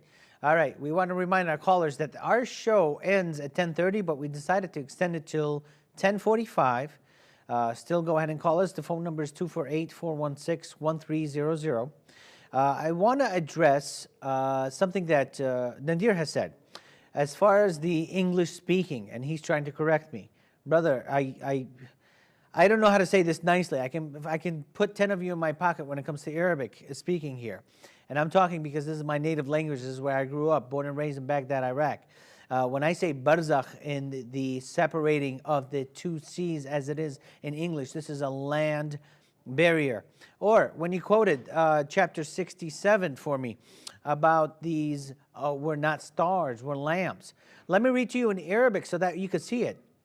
وَلَقَدْ زَيَّنَا, that means we have furnished, السَّمَاءِ الدُّنْيا, the skies, the heavens, بِمَصَابِحَ, that means with lamps. Are you trying to tell me that these are literal lamps that are sitting in the heavens? No, obviously these are stars. Obviously these are stars that give out light. Okay? بِمَصَابِحَ وَجَعَلْنَهَا رُجُومًا. Rujuman means we have made them into missiles. Rujuman, we have made them into missiles. This is God talking. All right, we have made them into missiles. للشياطين. To who? To Satans, to demons. To the shayateen. وَأَعْتَدْنَا لَهُمْ عَذَابًا سَعِيرًا. Okay, so these are not literal lamps. They're shooting stars. And God has made them into missiles that shoot at Satan's. And then you're telling me that you're telling me that I have made a mistake about this verse in the Arabic. So really, brother, I don't understand your logic. I think we have a call, and then I'll continue with my 4 minutes. That was 1 minute that I spoke to. Go ahead. This is Brother Daniel. Go ahead. Who's your question to, or comment or objection? And please take about 30 seconds and nothing more, please. Thank you. Go ahead. Hello, I got just 2 questions. Question I number can barely 1. hear you. Can you please speak louder? Hello, you hear me? Hello? Yes, I can hear you. Go ahead. Yeah, in Surah 18, verse 50, how did the shaitan have children if he had only when he was kicked out? This is question number 1. Question number 2, in Surah 41, verse 11, Allah created earth first and after that heaven. But in Surah 79, verse 27, Allah created heaven first and after that earth. So which one is created first, the heaven or the earth? Thank you. Okay, that's a lot to take in. So I'll take 1850 and the rest, maybe Brother Nadir and Jay can take it as well. So 1850 basically says that Iblis was kicked out for not bowing down to Adam. I don't know why would God want him to bow down to Adam in the first place, but he did not bow down or prostrate himself, therefore he was kicked out. I don't know how to say this nicely, but we're going to go into the tafsir of 1850. Because we were talking about it, I had it up just from yesterday's study. Let me read this to you, and it is in Arabic, and I will explain it or translate it. Nadir, you said you speak Arabic. If we can please put them up on the screen as well. You said you speak Arabic. Correct me if I'm wrong. Stop me right away. Correct me if I'm wrong.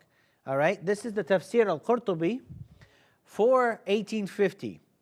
وقال مجاهد أن إبليس أدخل فرجه.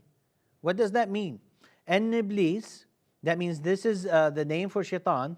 أدخل فرجه, that means he went into himself sexually. This is Satan. He went into himself sexually. في فرج نفسه, in himself. فبعد 5 بيضات. So Satan here had sex with himself and he laid 5 eggs. Okay?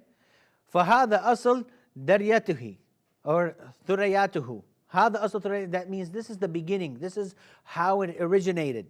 What that caller was saying is, how did Satan become more Satans or more shaitans? Because he was the only one kicked out. فهذا أصل ذريته. وقيل إن الله تعالى خلق له. That means, and say, this God Almighty, He made for Himself في خد اليمنى ذكرى. في خد اليمنى ذكران. Dhukran is a male part. So God here made for himself, for Satan, on the right thigh, a male part. This is a penis. Okay? I'm surprised that I have to say it on the show. He made for Satan, on the right leg, dhukra, وَفِي الْيُسْرَى فَرْجَهَا. And in the left thigh, he made a vagina. This is how Satan brings forth kids. He claps his legs and he literally has sex with himself. فهو ينكح هذا بهذا. ينكح, do you know what that word means? He has sex. And then he has sex from this and this. فهو ينكح هذا بهذا. This leg with this leg, he merges them together and he has sex. فيخرج له كل يوم, and then comes out, or then emerges to him every single day, 10 بيضات, 10 eggs.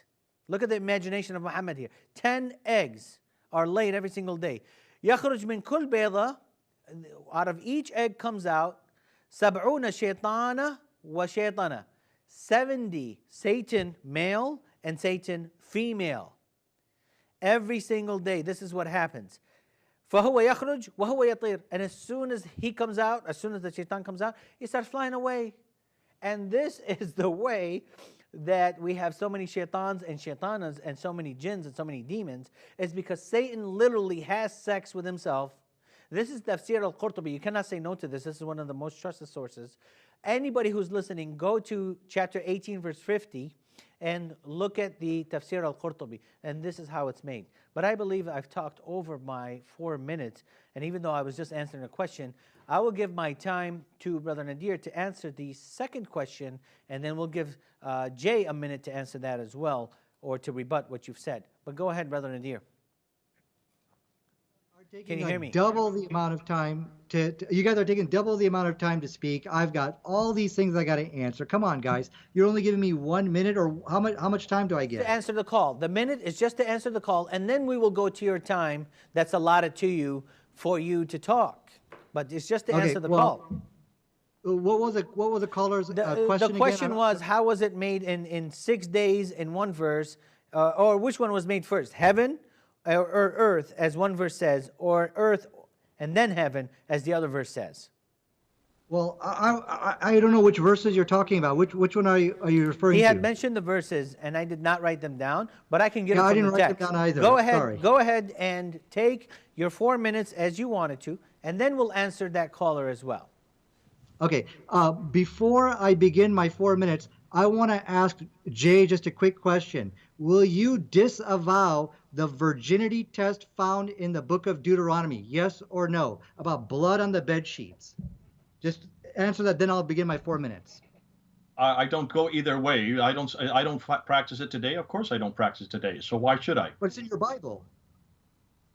Sorry, I don't follow the Old Testament. I follow Jesus Christ. That's a whole other debate as to what was happening in 1400 BC and what we follow today. I go to Matthew 5. If you want to go into that thing, if you want to go into, I would love to debate you on that, because it's brilliant that you even bring it up. Why don't we go and follow the Mosaic Law, and why do we follow Jesus Christ? I wish you would, Nadir. You could really come on home. You could use an awful lot of good, solid logic, because almost everything that we need to follow today, you can find in Jesus Christ. Okay, so let me begin. So Jay Smith, let me translate what he's saying in English. He acknowledges this to be a scientific error inside his Mosaic Law. I don't follow that law. I follow Jesus. Come on, man. You are kind of dancing around the issue, but for the record, let it be known, he's accepting this as a scientific error. Good, there's one. Now, the second scientific error. You said this was Please don't misquote me, Nadir. I did not accept it as a scientific error. This has nothing to do with science. This is a custom that existed in 1400 BC. It is not something that we do today. Many people do it today. I don't do it today. We don't do that in the West. And the reason that we don't follow the Mosaic Law, now get it right, I'm not saying that's an error. We don't follow it because we leave it in 1400 BC and we follow Jesus Christ. Please quote me right. All right. This is your time. Go ahead, Nadir. Okay, as you can see, Jay Smith is running away from the scientific error. It's not a scientific error because it was practiced 1,000 in the 4th BC, whatever. Come on, does this stuff make sense to you? He's just, what he's doing, he's trying to, I don't know, trying to win the debate here, but I think it's pretty clear to everybody. I think Virgin blood on the bed sheet is ridiculous. It is a scientific blunder. Jay is saying, okay, well, I just don't follow it today. But it's in your book, and it should never be there. It wasn't right 1,000 years ago, and it's not right today. Women, many women, don't have hymens. It can get ruptured from horseback riding, from whatever. Obviously, science today tells us there is no virginity test. That's ridiculous. But Allah, if you look in the Quran or in the Hadith, you will never find that biblical blunder inside there. Now, you said that the Bible in Matthew, I think it's Matthew chapter 31, verse 31 or 13:31, it says over there, the kingdom of heaven is like a mustard seed, which a man took and planted in his field. Though it is the smallest of all seeds. What? It is the smallest seeds to you? Jay said he's talking about the seeds which you guys know, that you guys are familiar with. We can look from the text here.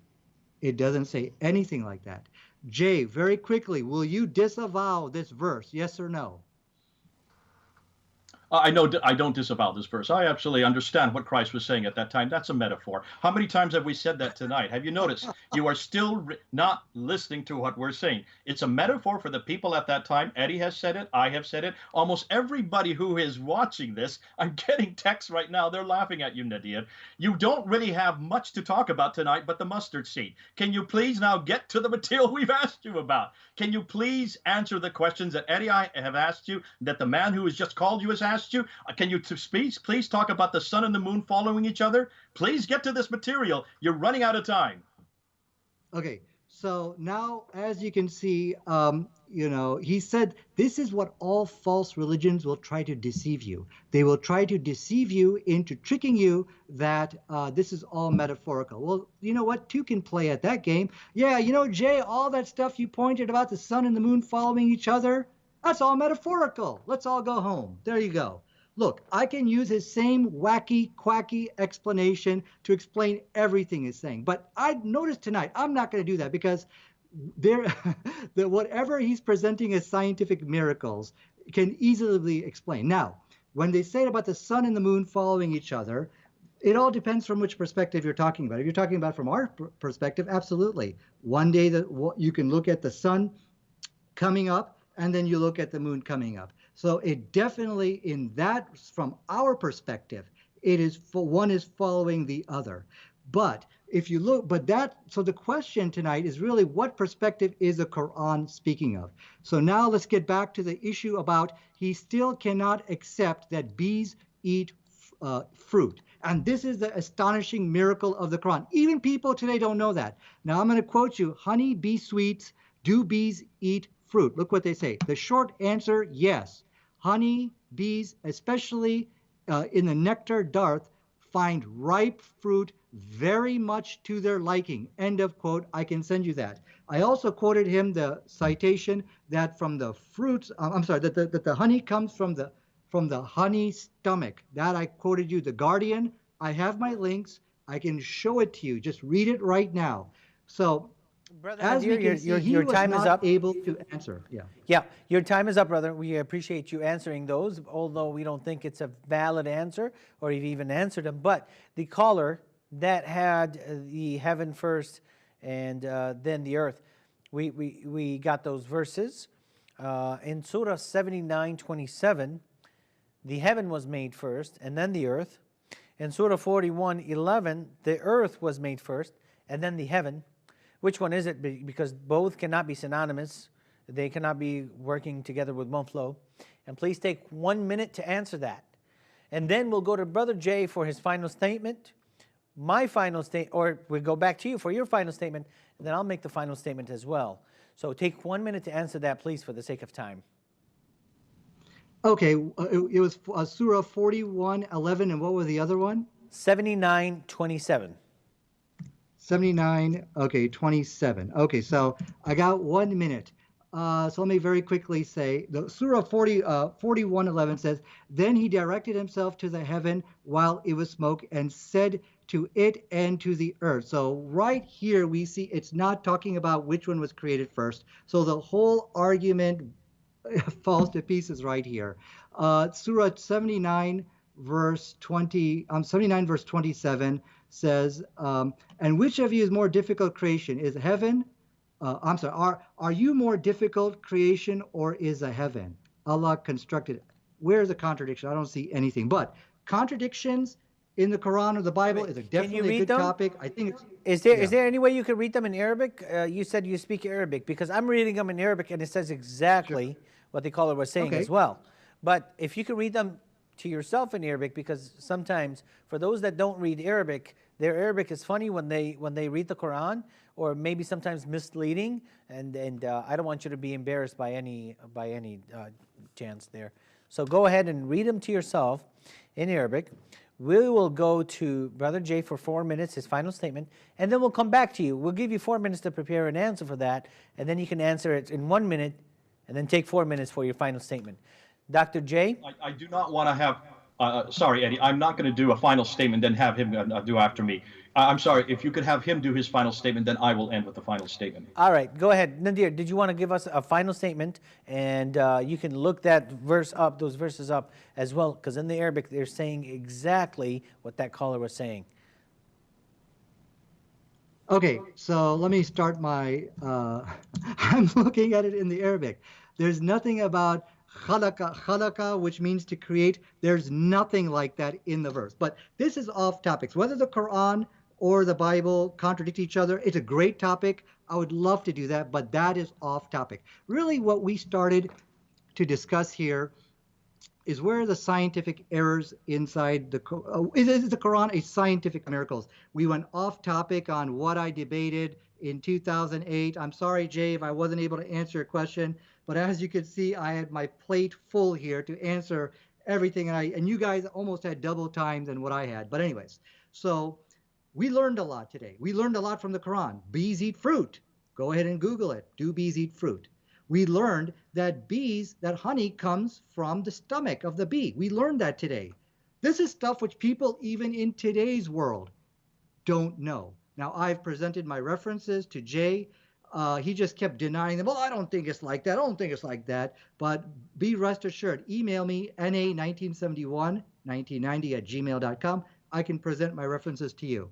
But you can just Google the stuff yourself. Just type bee honey stomach, and you'll get so many references for that. I've already provided my reference for that from The Guardian.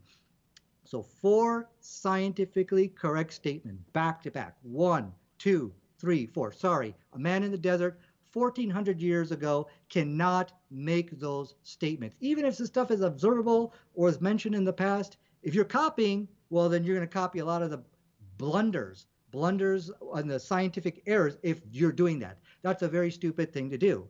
If you're doing your own research, 10-to-1 ratio of scientific errors for 1 correct statement. 4 scientifically correct statements back to back proves the Quran is a scientific miracle. That's the first one. The second evidence which I've presented to you today. Astonishingly, the Quran corrects 3 scientific blunders of the Bible, embarrassments. The Bible says that the mustard seed is the smallest seed planted in the ground. It didn't say the seed which you know of, as Jay Smith and I believe Eddie mentioned. That's not what the Bible says. If the Bible said that, then my point is mute, of course. But I can be rest assured it does not say that. And you can learn more about it by just Googling mustard smallest seed Bible. Just put that in Google and you can read articles on it. Thank you, Nadir. We appreciate you being here once again, and we look forward to seeing you on some future shows as well. Brother Nadir, you said that it's an embarrassing fact. I'm not embarrassed as a Christian. Dr. J, are you embarrassed? Because I'm not. These are not very well-known facts, and I wish that the Muslims would do the same thing that we're doing. We're quoting their own sources, their own tafsirs to explain their own passages, yet he's going to go to Google and he's going to look up his own understanding or an Islamic understanding of biblical scriptures. But Dr. J, give us your final 4 minutes, and then I will take 2 minutes and we'll go from there. Yeah, I think it's been fascinating tonight. Nadir has claimed that he will probably claim tomorrow that he has won this discussion because he has proved 4 scientific facts. I would like people who are watching to ask whether you think Nadir is correct. Do you think that Nadir has not only supported his evidence, he's using a Guardian article about the fact that there's a stomach called the honey stomach, and he believes therefore honey is made in the stomach. It does not come from the stomach. It comes from, everybody knows that honey comes from honeycombs. The bees bring the nectar to the honeycombs, and that's where the honey is produced. He then has spent almost an entire debate, an hour and a half, really coming down on the mustard seed, which had nothing to do with the debate today, trying to claim a biblical error, and he's saying that this is, and though we went over and over, said that this is a metaphor for that time, for the period of that time, so they would understand. He says, okay, let me just use on the sun as an orbit in Surah 21, 33, and 36, 40, and Surah 91, verse 1 and 2. I'll call that a metaphor. The very thing that he won't accept from us, he is now using for his defense of the sun following the moon. I just caught him out on that. Fascinating how inconsistent Nadir is. Thank God we don't have to be inconsistent like this. Thank God we don't have that problem with the Bible. I'm so glad that I can trust this book. You pretty well, those of you who have watched this debate tonight, pretty well have seen that this book's got a lot of problems. We've not gone through a number of areas. He didn't even talk about the dark waters. He really didn't understand the whole things with the different water, the different types of water and the barriers between the water. I think Eddie really helped him with the Arabic on that. But I'm not sitting here to quibble on that. He certainly did not understand about the difficulty with the bees, even though he kept on repeating that I have got some source from a Guardian article. It's fascinating to me that Muslims have to spend so much time trying to find scientific proofs in the Quran. Why is it they're even asking this question? Have you heard Christians doing this? Do we need scientific proofs from the Bible to prove that this is authoritative? Do we even have any schools that go around giving scientific proofs? I wanted to find out if this was so, and I did a bit of Googling today, and it's fascinating that I never took a course on scientific proofs of the Bible because no one even asked that question. It's not a question that should be asked because we have whole different criteria for the Bible as to whether we know its authority or not. A good paper written by Dr. Norman Geisler, and I can send it to you, Nadir. This paper here, if anybody wants it, just ask the station. They'll send it to you. It goes and shows through 11 different areas of how you need to read the Bible. And he talks about metaphors, and he talks about similes, and he talks about many different styles of writing that is not found in the Quran.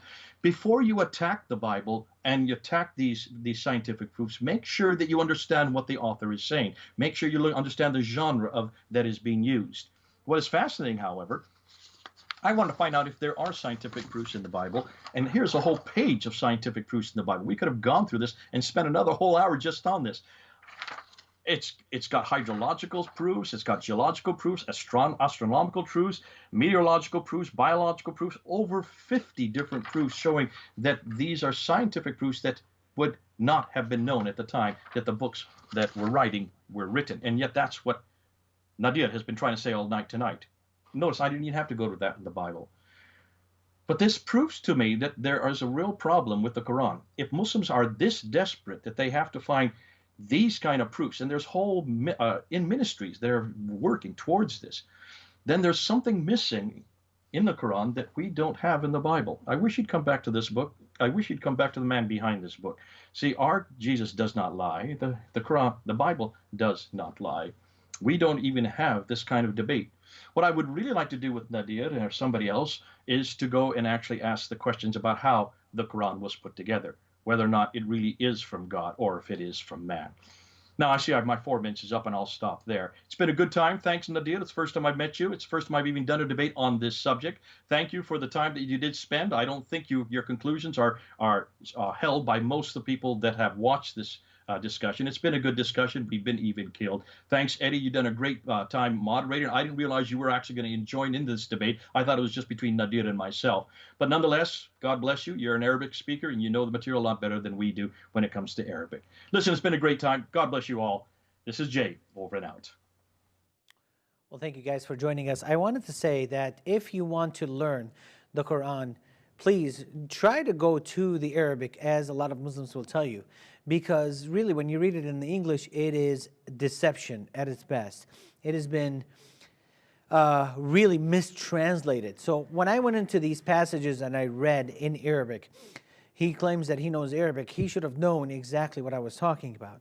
So when I mentioned the shooting stars as meteorites, or the meteorites as shooting stars that are shot at Satan, I went to chapter 67, verse 5, and in the Arabic, it says exactly that.